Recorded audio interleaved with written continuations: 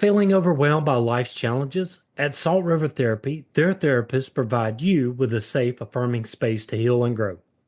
Salt River Therapy Practice offers compassionate, quality therapy for individuals and couples, both in person in Brooklyn and virtually throughout New York and New Jersey. Salt River Therapy specializes in anxiety, grief, low self esteem, identity issues, trauma, relationship challenges, and more. They accept most New York Aetna plans and have a sliding scale rates available.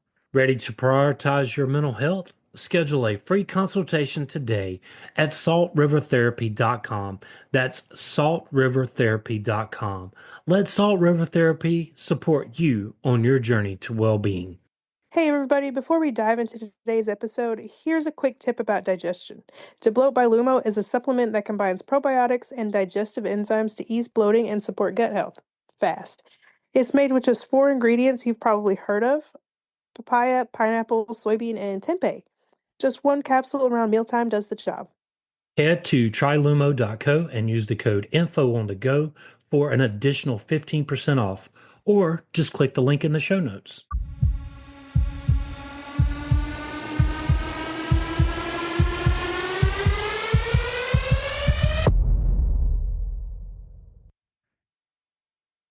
Hi, I'm William, And I'm Kat. and that makes this Info on the Go. Answering questions do you want to know?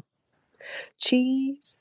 Yes, cheeseburgers, cheese fries, Philly cheesesteak, cheese in my chili, and sometimes all by itself. How about you? Do you like cheese? It is one of my favorite food groups. Food group. Oh, well, I guess dairy, maybe. Uh-huh. Yeah, So, absolutely.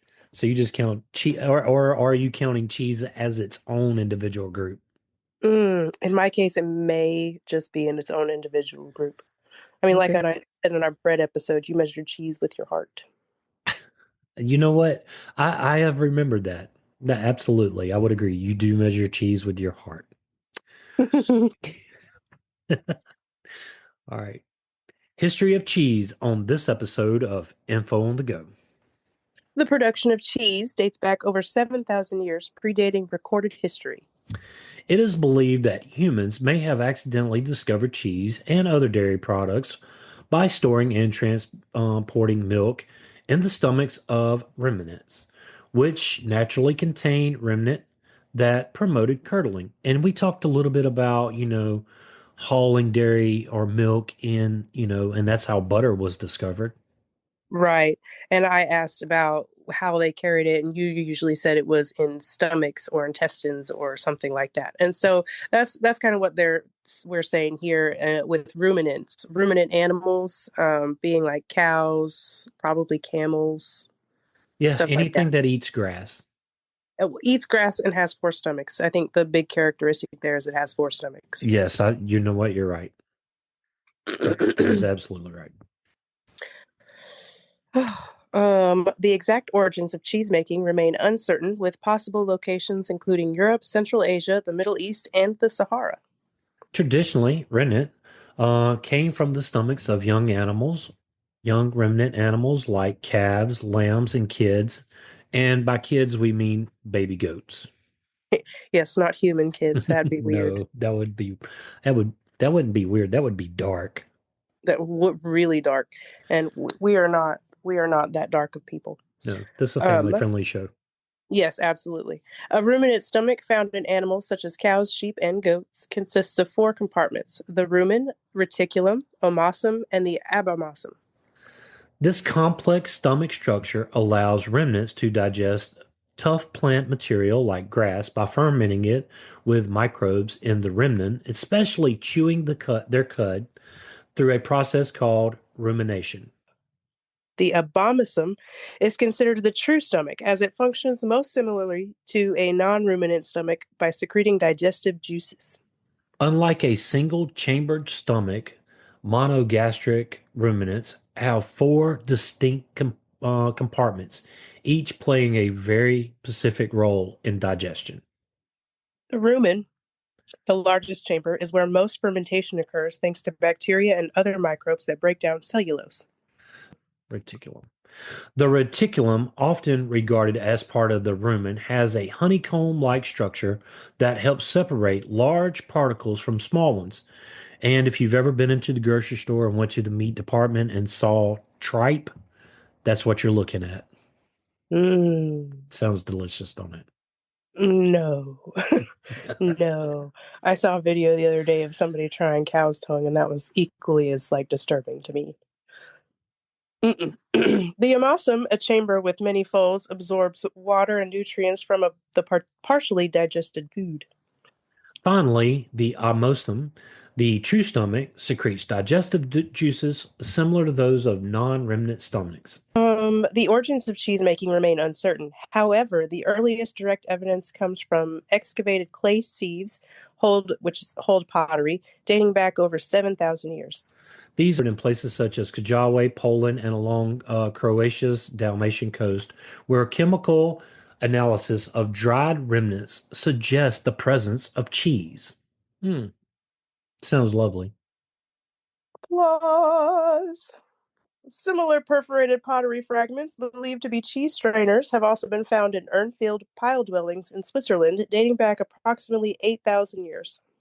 Cheese making likely began as a means of preserving milk, involving the process of salting of curdled milk.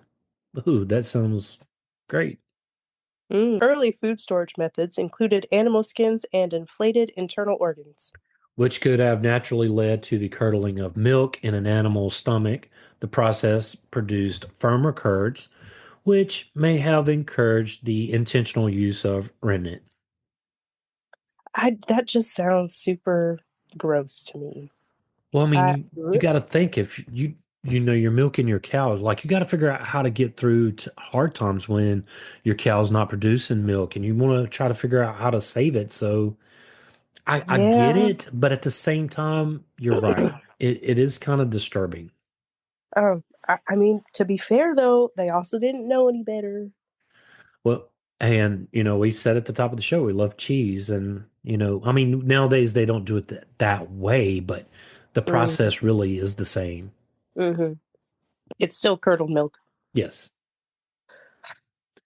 I do still like cheese. So so do I. somebody had to go through the scientific process before us anyway. Yeah. In any case, we digress. Hard salted cheese was probably an integral part of early dairying, as it was the only viable way to store milk in warm climates. Evidence of dairying date back to around 4000 BC in the grasslands of the Sahara. In cooler European climates, less salt was needed for cheese preservation. So, yeah, I mean, I understand that too because we talked about how salt helps preserve stuff, especially in Right. our better episode. In our butter episode, we talked about how adding salt to the butter can help it last longer. Well, it's even done with meats too. Yeah, yeah, salt cured, sugar cured too. Mm-hmm. Do you like salt As cured ham? no, Oh man, there's no, nothing I in think I this had world. some at Cracker Barrel, and I was just not about it. It's called country ham. Nobody in my family likes it but me. And I like to Mm. get the little Junior Johnson ones and put them in the frying pan. Kind of, yeah. Well, I thought it would. I tried it because I thought it sounded good, but then I tried it, and it tasted like it was dirt. Like I was. Ugh, I don't know. It just wasn't that great to me. Anyways, lower salt and acidity levels created an environment conducive to beneficial microbes and molds, contributing to the development of aged cheeses with complex flavors. The earliest written references to cheese appear in Sumerian cuneiform texts from the third dynasty of Ur, dating to the early second millennia BC. That is a long time ago. Mm-hmm. It is wild. I mean, Yeah. and it to be in cuneiform text. Oof. Yeah. So, I mean, I bet that was some really good cheese back then. I would hope so. If Could it's you still, I mean, it lasted. The recipes are obviously passed down. could you have eaten cheese from a stomach? I guess if you were given to it and then later found out, maybe Probably. you wouldn't go Probably. searching for it though, right? No. Nope. Mm-mm. I would leave that out of my knowledge bubble. Fair I would. enough. Fair enough. Um, early cheeses were sour, salty, and had a texture akin to rustic cottage cheese or modern feta. See, and I really only like Yeah, feta within other dishes. I'm not going to sit here and just munch on feta cheese. I would agree with that. Oh, Messenian. All right. In late Bronze Age, Minoan, Messenian, Crete, Linear B tablets documented cheese inventories along with flocks and shepherds. So basically, they were keeping up with how much cheese they had. Right. Well, if you think about our money episode, this would be a form of currency. Yeah, it would. Yeah. Yeah, cheese definitely would have been one of those trade and barter items. Absolutely. Along with, like butter, especially for And milk. dairying. Yeah, you would Hmm. have milk, butter, cheese. Yeah, I mean, you could have all these different products, and I imagine the value on the processed products such as cheese and butter had a greater value than, say, milk. I don't know. I wonder, that would be kind of debatable for me just because milk at the time was hard to keep from going bad. Yeah, so that's what I'm saying. You could barter for cheese or butter and not have to worry about how long your milk would go. Well, I get what you're saying because the milk would expire quicker. Hmm. Okay, I understand what you're saying now. Okay, because you would want I to get think there would be a supply and demand issue for milk. and you would be wanting to get rid of it kind of faster too. So okay, Hmm. I get it. Yeah, so I mean, I guess it really just depends on how you look at it, but by all And where you means, are. yeah, and by all means, dairying now and then are still important to For sure. society. Yeah. Absolutely. The oldest preserved remnants of cheese were found on mummies in the Chihuahua Cemetery in present day Xinjiang. Very good. According to legend, an Arab trader discovered cheese when storing milk in an animal's stomach, though cheese was already well known in the by the Sumerians. So it's really debatable on where and when it came from because they just didn't keep good records back then. No, I mean, like we said at the beginning, it came before written records, and written records. Who really knows how long humans were running around doing things before we started writing things down? I mean, it's all kind of speculative. Stay with us. We'll be right back. This Mother's Day, give a gift that is truly special, one that captures memories, preserves love, and lasts for generations. With Tellmail.ai, you can turn your cherished memories into a timeless keepsake. It's simple. Each call unlocks new chapters, bringing to life the moments, laughter, and wisdom that defines your family's history. After every conversation, Mel carefully transcribes and edits the stories into beautifully written memoir chapters, which can be shared with your family. These chapters can be compiled into a stunning hardcover book or a digital keepsake, ensuring that your family's legacy is never lost. This Mother's Day, give more than just a gift. Give the magic of storytelling, a legacy that will be cherished for generations. Start today at tellmail.ai. Yeah, we're finding out different stuff today. I mean, archaeologists are finding out different stuff today that really debunks the history that we know. Right. And archaeological evidence suggests that cheesemaking in Egypt dates back around 5,000 years. In 2018, archaeologists from Cairo University and the University of Catania discovered what is considered the oldest known cheese in Egypt, found in the Saqqara necropolis and estimated to be around 3,200 years old. Earlier findings identified cheese remains in a funeral mill in an Egyptian tomb dating to approximately 2900 BC. Visual evidence of cheese making was also depicted in an Egyptian tomb murals dating back to around 2000 BC. Familiar to Europe as far back as Hellenic myth, Pliny the Elder noted that cheese production became a sophisticated enterprise at the start of ancient Rome, with valued foreign cheeses being transported to Rome to meet the tastes of the social elite. With that. Ancient Greek mythology credited Aristoteus with the discovery of cheese, and Homer's Odyssey from the late 8th century BC describes the Cyclops producing and storing sheep's and goat's milk and cheese. Hmm. I didn't realize really how old Homer's Odyssey was until just now in high school. Yeah, I mean, that's They eighth could have told century. me, BC, AD all day long, and I'm still kind of like, okay, You what know, am I going to need to know for the test? I think really Homer's Odyssey is one of those great classics, but I'm telling you, I think we should do a podcast on Pliny the Elder. I agree because I don't think I've heard of him. Yeah, I mean he has done he was a very good record keeper. In our dentistry episode, he pops up. That's right. He did pop up in there. Um, so yeah, we should definitely put him on the list of people to do. Hmm. Agreed. Okay. Agreed. A letter from Epicurus to his patron requested a wheel of hard cheese for feasting. Pliny also recorded that the Roman tradition held that Zoroaster subsisted on cheese. By Roman times, cheese making was a common practice and an established food group. Kat, you would have enjoyed that. You would have had your own food group. Hmm. Appreciate it. Appreciate it. Um, Camilla's D.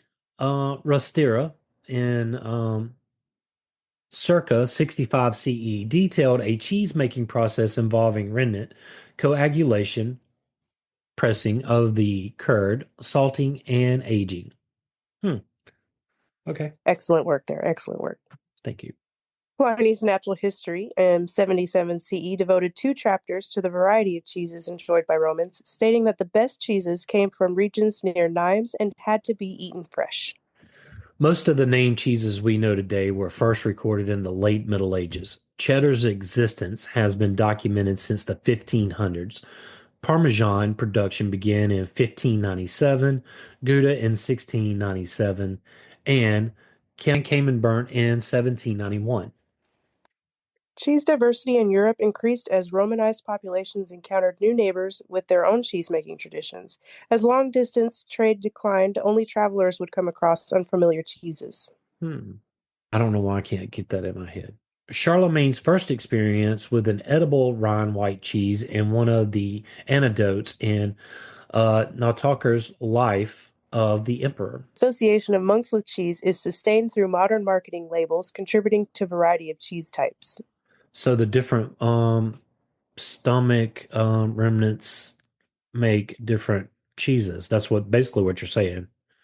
Yeah, yeah. Okay. I can see that though, because they all do different jobs, and Yeah. they might still.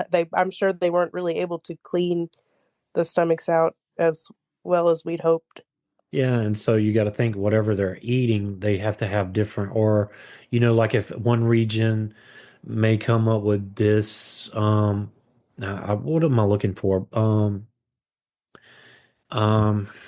when you pass a gene down, hereditary, they may Hmm. have this hereditary gene that causes this in their stomach, and so on and so forth. So I can see how the different bacteria could cause different cheese, or the different, like sitting it out too. So, all right. Right, right.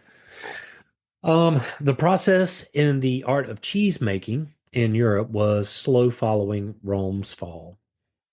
Hmm. Cheese became a staple of long distance trade, though it was often regarded as peasant fare, inappropriate for noble tables, and even considered harmful to health during the Middle Ages. Okay, well, I guess I could see that. Hmm. In 1546, John Hayward's Proverbs claim the moon is made of green cheese. With green cheese, or I mean, with green referring to a new or an unaged cheese. This sentiment persisted for a long time. And in 2006, NASA used it for an April Fool's Day announcement. What? Yeah, I think we Let's should go back and re-include that in our April Fool's thing. agreed. Agreed.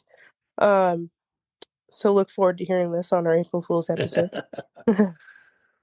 Or if you've already listened to it, Yeah. you know. So, anyways, on April 1st, 2006, NASA's APOD website published an April Fool's Day article joking that the Hubble Space Telescope confirmed the moon was made of green cheese. The article in all right.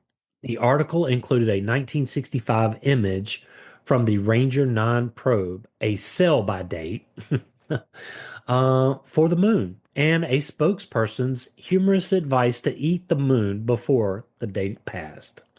So, in other words, you got to make sure you eat the cheese before the date expires.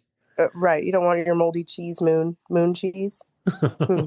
Moon cheese. Cheesy moon? I'm not sure. Cheesy moon?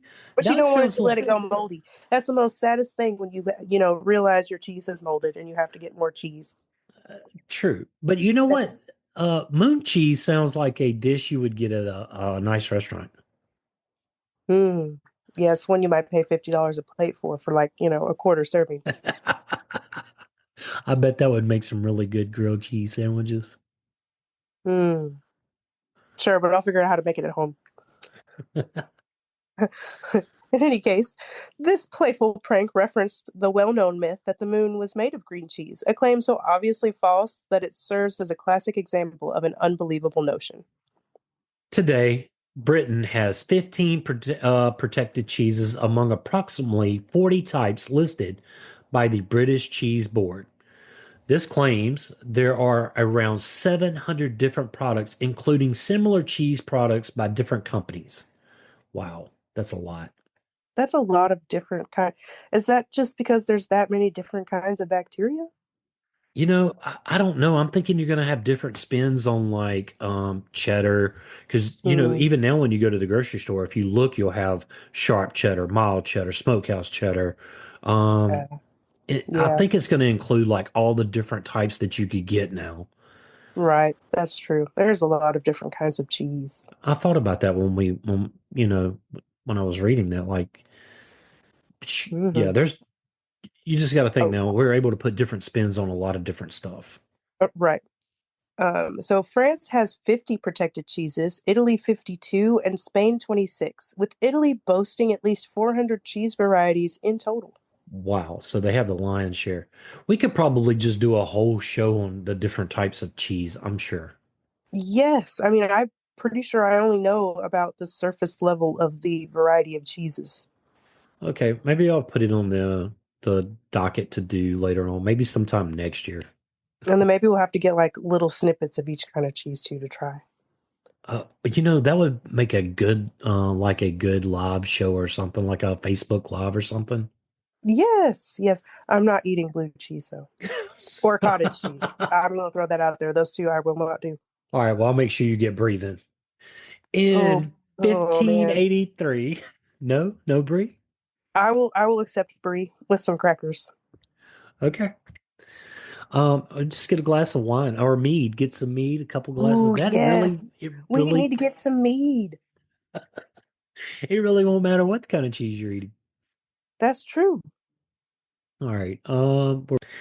In 1583, the concept of cream cheese was first thought of in England. William A. Lawrence in 1872 was the first to mass produce it and would later be branded as, drumroll, Philadelphia cream cheese.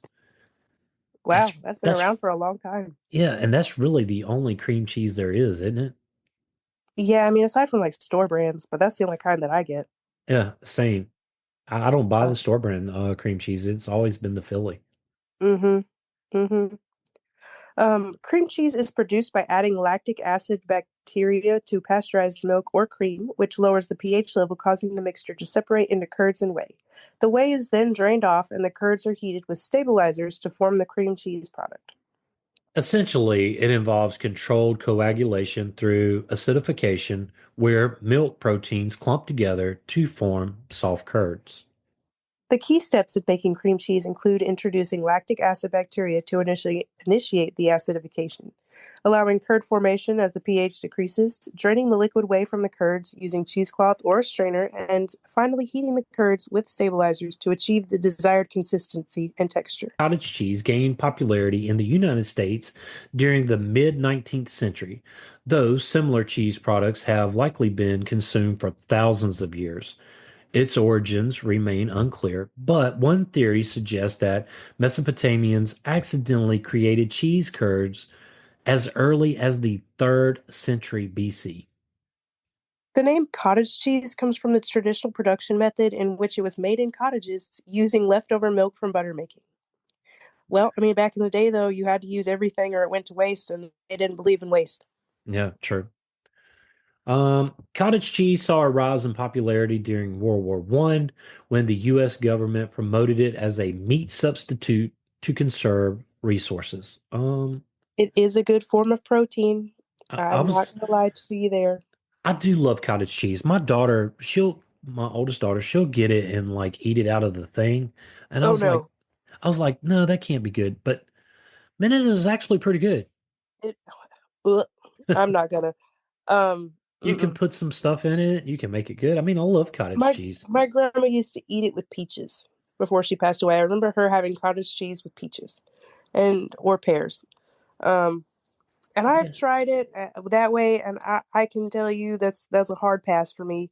But I have seen some like cottage cheese protein bread recipes that I'm willing to try. So if it's cooked in something, I'll be down for it. But I'm not just eating cottage cheese all by itself. I just Well, send those recipes my way. I'll try it.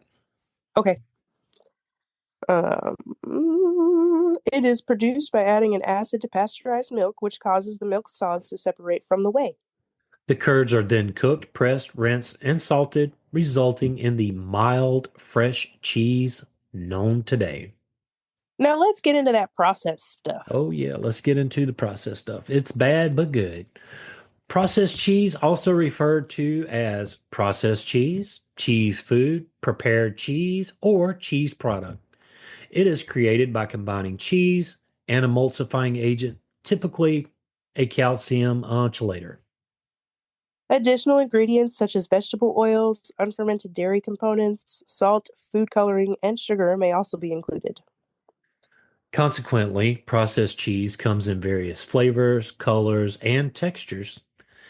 It generally consists of about 50 to 60% cheese and 40 to 50% of other ingredients. Not, I mean, you just got to look at the package to see, but other is all you really need to know here, right?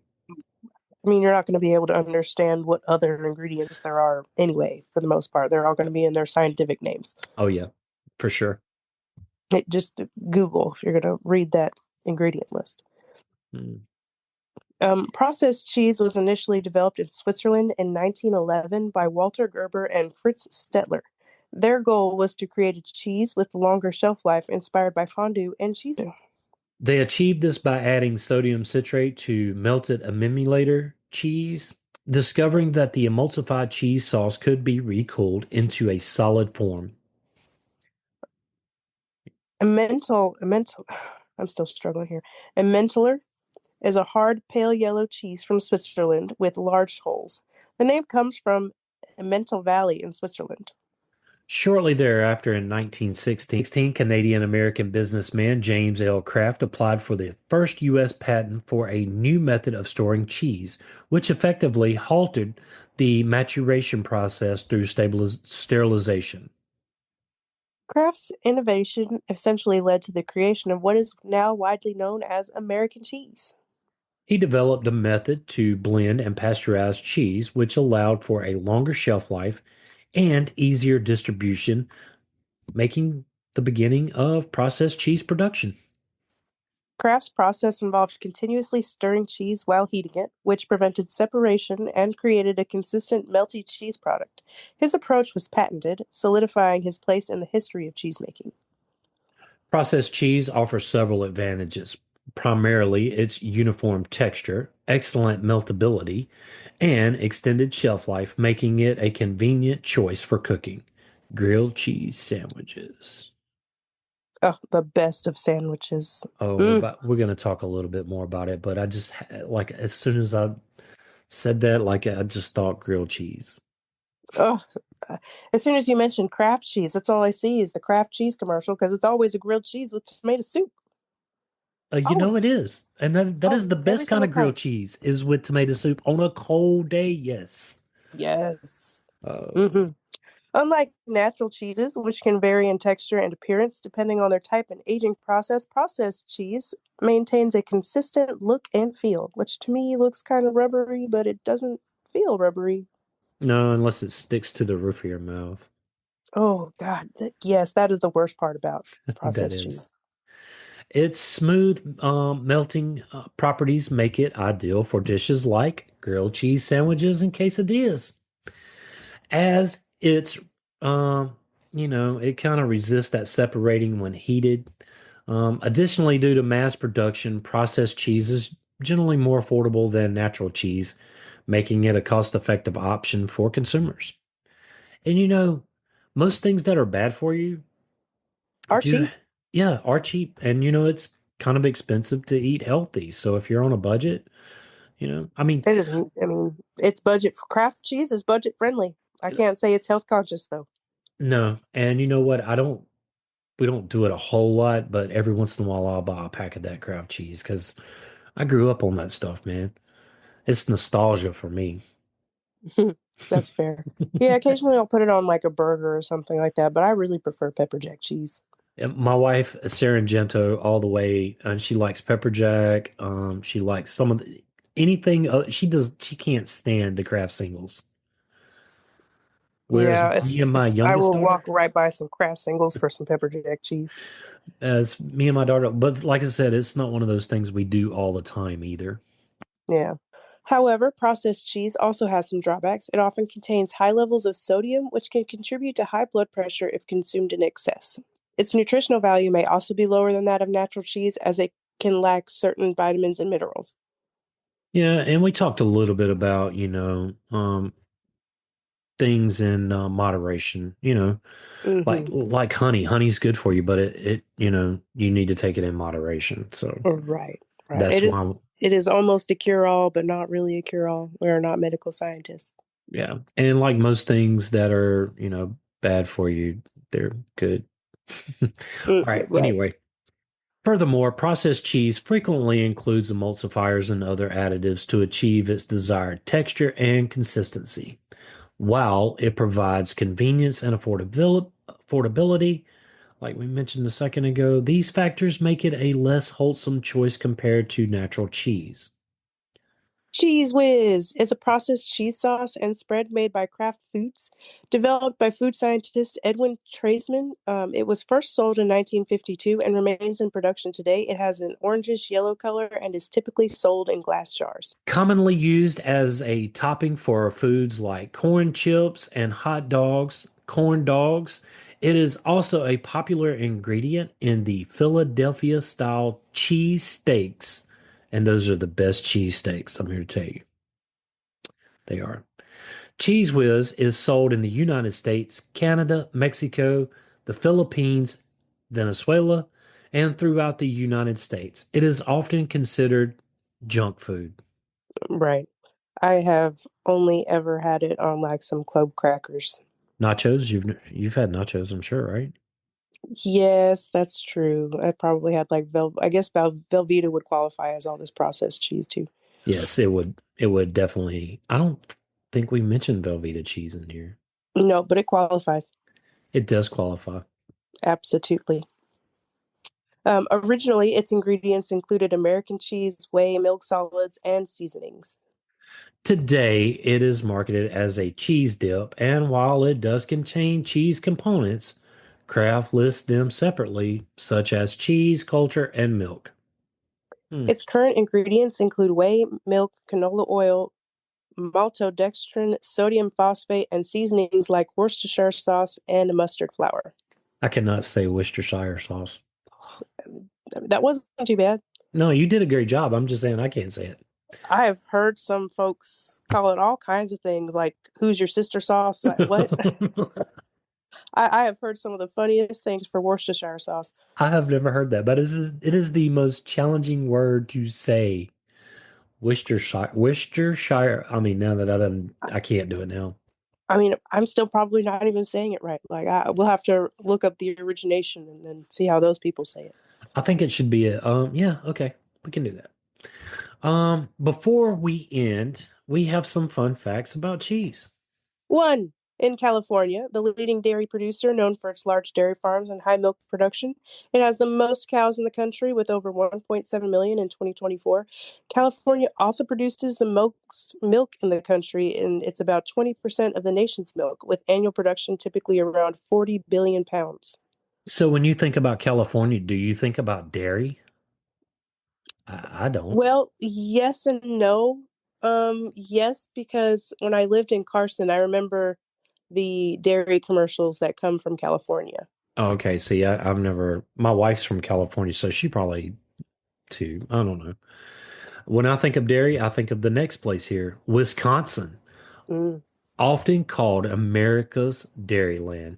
It has a strong tradition of cheese production. Wisconsin produces about 14% of the nation's milk with an annual production around 30 billion pounds.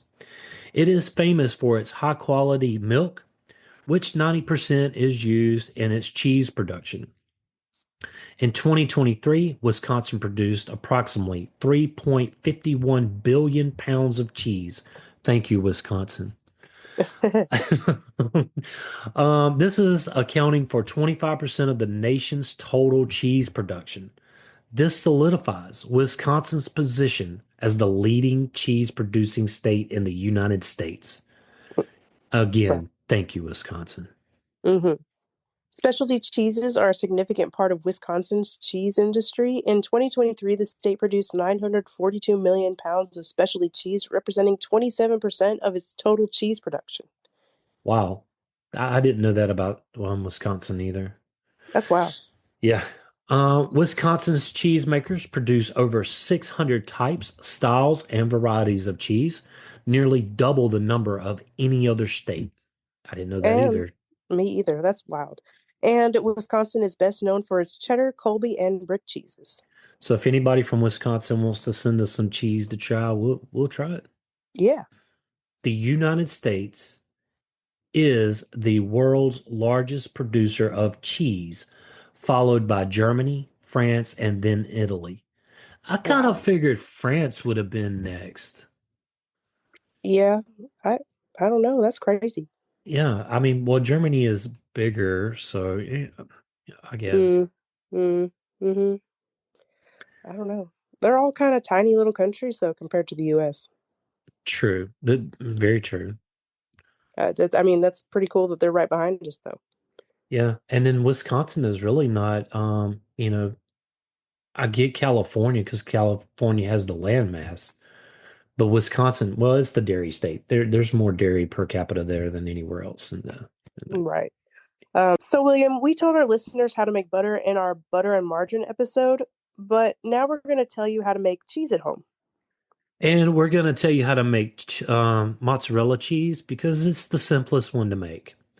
So here's the tools you're going to need. You're going to need a large pot. You're going to need a spoon. You're going to need some bowls, a strainer, or a cheesecloth. It doesn't really matter. And you need a thermometer. A food thermometer. Yes, a food thermometer. Thank you very much. Ingredients: half a gallon of raw milk or pasteurized whole milk. Do not use ultra pasteurized or homogenized milk, they won't work. That's about 1.89 liters. 7 tablespoons of white distilled vinegar, 4 to 5% acidic. That is important. 100. So when you're Right. getting your vinegar, make sure that it's at least 5% acidic. Yes, and you have to. I mean, you have to be really careful when you're buying vinegar, even for pickling or anything like that. You have to look at the acidity on it. Yes. And you need about 105 milliliters. A quarter teaspoon of cheese salt, flaky sea salt, kosher salt, which is optional. Don't use iodized table salt, but you need 1 gram. Cold water for soaking. So here's the instructions. First, heat the milk. In a large pot, heat the milk, stirring occasionally to prevent the milk from burning to the bottom of the pot until it reaches about 175 degrees Fahrenheit. Then you're going to add the acidifier. Keep the heat on and to keep keep the heat on and to the heated milk add the vinegar. Allow the curds to form. After adding the vinegar, continue to stir the curds gently to ensure they do not burn or get too disrupted as they begin to form. Continue stirring gently for about, I don't know, 10 minutes until the curds have completely formed and absorbed all the acid. So then you're going to strain the curds. Using a strainer, collect the solid curd out of the remaining liquid, which is the whey. Depending on the consistency you prefer your cheese, transfer the curds to a cheesecloth to hang and allow the maximum moisture to drain, or simply leave the curds in the strainer and set the strainer over a bowl to drain for at least 30 minutes. And all you got to do is, and you're just going to take your hands and just kind of push it together to get the other stuff out, and boom, you have your cheese. Mm-hmm. You have your mozzarella anyway. Well, you have your mozzarella, and if you put it in the freezer, that makes it easier for shredding. Mm-hmm. So, it just really depends on what you want. I know we made some here, and it's really good. Um, I like the homemade butter better. Mm. I don't know though. The homemade cheese was good. If I could get my hands on some raw milk, I, Oh, that would probably be the bee's knees. yeah, there used to be a dairy not too far from where my friend lives, and used to be able to get it all the time, but it's since closed down. Mm. I don't So, know. My next suggestion was maybe find a butcher. He might know. well, we live close by the Amish dairy. It's a couple of counties over. I thought about Mm. going there and asking them. That would probably be your best bet. Yep. So, did you find this interesting, Kat? Oh, I found it fascinating. I love cheese. Yeah, and I think it kind of plays into our butter episode. It does. I mean, there wasn't like any kind of cheese wars or anything like that, but I don't know. Just the fact that it originated from using the intestines, or sorry, not intestines, but the stomachs of basically a cow to make cheese. It's just wild. It's Yeah, wild how we use things that came from the same animal within the same animal. but You what I know, want to know is, it kind of goes back to our butter episode. Who puts it in there? Goes to get it somewhere and then realizes. I mean, we're talking about something that looks like cottage cheese. This is going to be the first type of and cheese I that mean, it any. doesn't really smell that good either. Okay, and that first person that was just kind of like, oh well, I guess I'll try a whole handful. You know, You knew where I uh, was going. I'm sitting there thinking, I would probably look at it and be like, "Nah, man, nah. I can't. I can't. I got to Yeah. go back and go remilk my animal now because this is They would have to bad." do some heavy convincing of like, you really want this? But no, Are you sure? I would love to go back to like Rome and get my hands on one of those big wheels of cheese. Well, I mean, they still make big wheels of cheese. I know, but I want one of, I want, I know it You would want never Roman happen. cheese. I Yeah. mean, I think the closest you're probably going to get is either in Italy or maybe even Greece. Well, now I'm kind of stuck on Wisconsin cheese. I want to try the Wisconsin That's a cheddar. lot closer. Yeah, that is a lot A closer. lot cheaper to like travel or import from right now too. And I have had I think it's Sargento that has the Wisconsin cheddar. I'm Mm. almost certain of it. I think I've had that before. Hmm. We're gonna have to look up if they have any kind of other specialty cheeses or something. Yeah, for real. I mean, if you want to do like an dash somewhere down the road on some different types of cheeses, we could do that. Absolutely, All I would right. like that. That's all I pretty much that's well that I know that's all I have. Yeah, me too. Me too. So, I mean, if you would like to support this podcast, Click the support link in the show notes. William and I want to thank you for listening.